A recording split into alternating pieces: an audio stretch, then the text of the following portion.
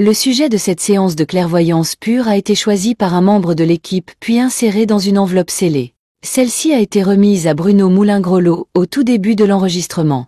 Ce protocole unique garantit la neutralité indispensable à une connexion intuitive fiable et authentique. Pour renforcer cette déconcentration, Bruno porte un casque afin de s'isoler des bruits extérieurs. Pour en savoir plus, rendez-vous sur brunovoyant.com. Bonjour à toutes, bonjour à tous.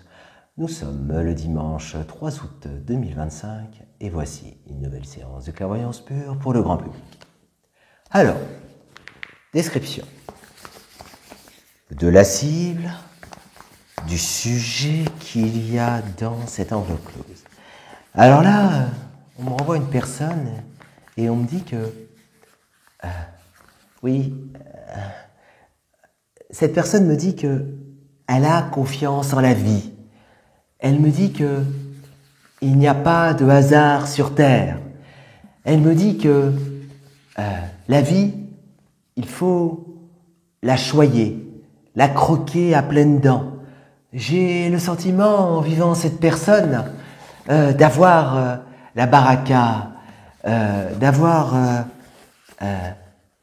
cette personne, me dit-on, elle veut être un exemple pour les autres. Elle a aussi ses moments compliqués. Néanmoins, elle veut toujours qu'on retienne en elle cet esprit positif, cet esprit vaillant, combattant. Et j'ai l'impression, on me renvoie une personne qui a comme... Il y a une osmose entre elle et... alors je ne sais pas si c'est des sentiments ou une action pour le plus grand nombre. Néanmoins, je vis... il n'y a pas d'artifice avec elle. C'est franc jeu. Nous sommes dans la vérité avec l'autre. On ne tourne pas en rond, non. J'ai le sentiment aussi que cette personne a accompli ce qu'elle souhaitait dans la vie et que, alors certes, il y a eu des moments rudes, oui, des moments de tension, des moments, me dit-on, d'incompréhension, ou est-ce qu'elle a failli par rapport au regard de l'autre? Néanmoins, elle reste elle-même. Je la sens engagée. Je la sens, comment pourrais-je vous dire? Les sentiments stériles, ce n'est pas pour elle. Elle souhaite une vérité profonde. Je la sens, cette personne, parfois, elle est comme un volcan. Elle peut exploser. Et à côté de cela, oui, on me dit que on peut la regarder comme alors soit un gros nounours ou un gros bébé, enfin on a envie de la prendre dans ses bras. Et par rapport à cela, si je continue, la description de la cible, le sujet qu'il y a dans cette enveloppe close. Cette personne, je la vois, elle s'est engagée sur quelque chose de profond pour elle, et il y a encore une certaine longueur encore avant d'atteindre l'objectif donné, et j'ai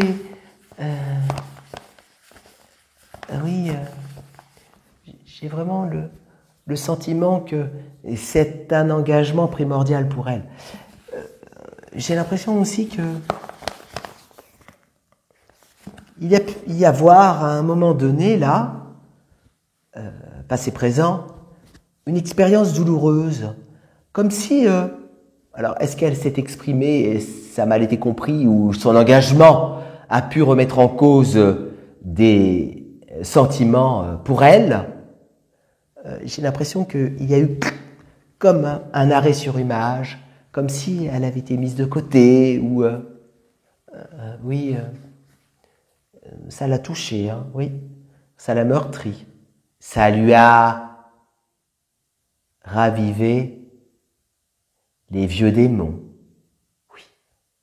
Quand elle va pas bien, quand elle est là et elle est dépassée par ce qui l'entoure, ou dépassée par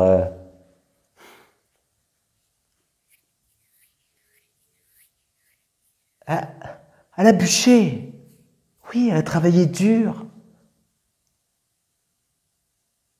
Elle ne vient pas du sérail. Ça a été rude. Et oui, cette incompréhension la renvoie dans des travers.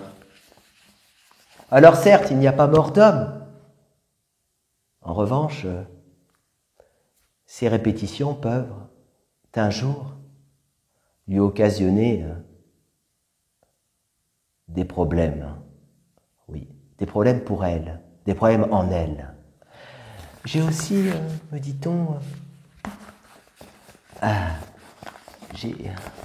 en vivant en cette personne, au fond d'elle-même, elle a toujours peur de faillir. Elle a toujours peur de pas faire mal, mais de mal faire. Voilà, de mal faire. Et pourtant, lorsque je vis en elle, j'ai une personne profondément gentille, sincère,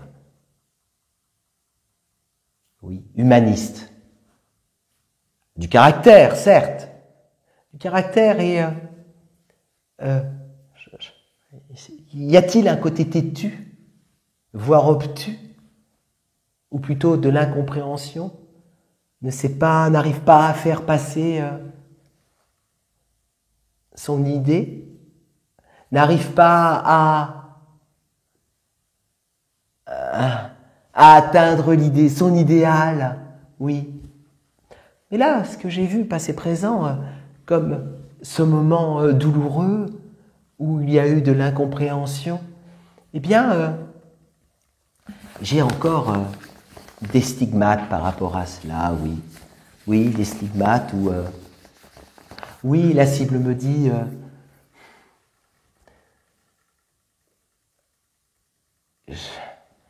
oui, on me dit, enfin, la cible me dit, j'ai joué avec le feu, je me suis brûlé, et là, eh bien, oui, je repose mes plaies, ou j'attends que la brûlure cesse. Donc voilà ce que je pouvais vous dire avec mes mots par rapport à la cible, le sujet qu'il y a dans cette enveloppe close que je vais pouvoir découvrir de suite.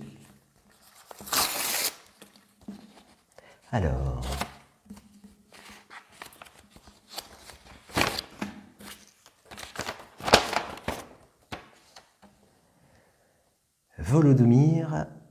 Volodymyr Zelensky.